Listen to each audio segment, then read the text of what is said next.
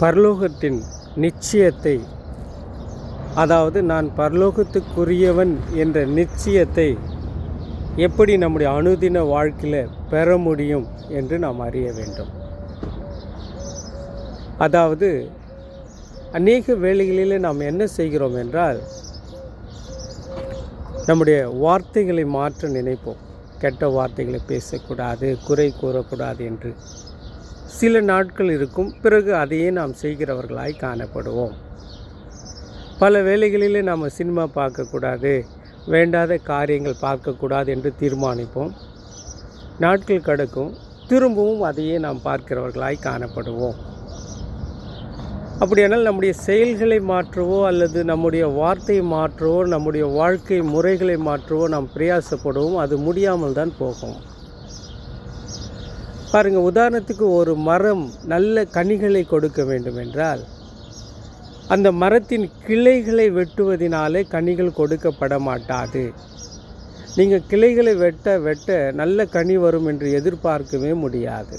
அதற்கு மாறாக அந்த செடியில் இருக்கிற வேரில் இருக்கிற மண்ணை எடுத்து உரமிட்டு எரியிட்டு நல்ல மண்ணை அங்கு விட்டு நீர் பாய்ச்சி அதை செய்யும் பொழுது தான் கனிகள் சிறந்ததாக காணப்படும், இலைகள் சிறந்ததாக, மரங்கள் சிறப்பானதாக காணப்படும். அதே போல தான் நம்முடைய செயல்கள், வார்த்தைகள், வாழ்க்கை மாற்றுவதை காட்டிலும் முதலாவது நாம் என்ன செய்ய வேண்டும் என்றால், நம்முடைய இருதயத்தை சுத்தம் செய்ய வேண்டும். ஒரு மரத்துக்கு வேர் எப்படியாக முக்கியம் கொண்டதோ அதே போல் நம்முடைய மனிதனுடைய வாழ்க்கைக்கு நம்முடைய இருதயமும் முக்கியமாக இருக்கிறது. அப்போ நம்முடைய இருதயத்தை மாற்ற வேண்டும்.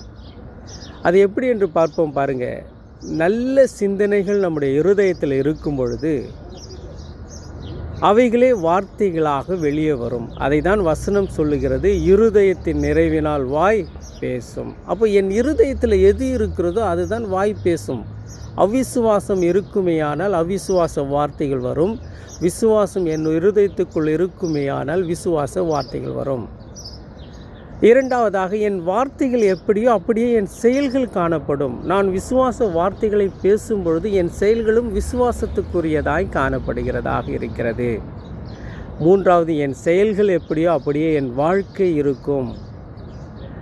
அப்போ என் வாழ்க்கையை கொண்டு தான் கடைசியாக நான் பரலோகத்தை சுதந்திரிக்கிறவனாய் காணப்படுகிறேன். என் வாழ்க்கை எப்படி இருக்கிறதோ, நல்லதாக இருக்குமேயானால் பரலோகத்தை சுதந்திரிக்கிறேன், கெட்டதாக இருக்குமேயானால் நான் நரகத்தை சுதந்திரிக்கிறேன்.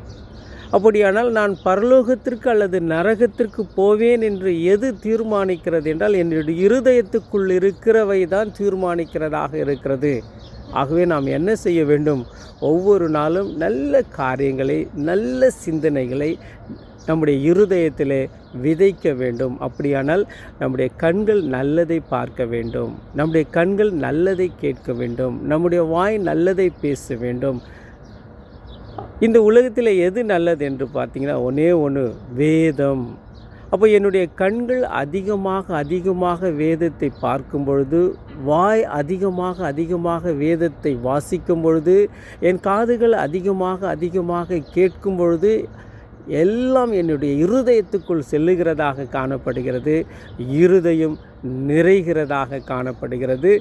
இந்த வார்த்தைகள் அதிகமாக உள்ளே செல்லும் பொழுது உலகத்தின் காரியங்கள் நம்மை விட்டு அகன்று போவதை நாம் பார்க்கலாம். அதை தான் தாவீது சொல்லுகிறான், இரவும் பகலும் தியானமாயிருக்கிற மனுஷன் பாக்கியவான் என்று. முதலாவது நம்முடைய இருதயத்தை சுத்தம் செய்வோம். தேவனை பார்த்து அவரை பற்றி கொண்டு பரலோகத்தை சுதந்திரிப்போம். ஆமேன், ஆமேன்.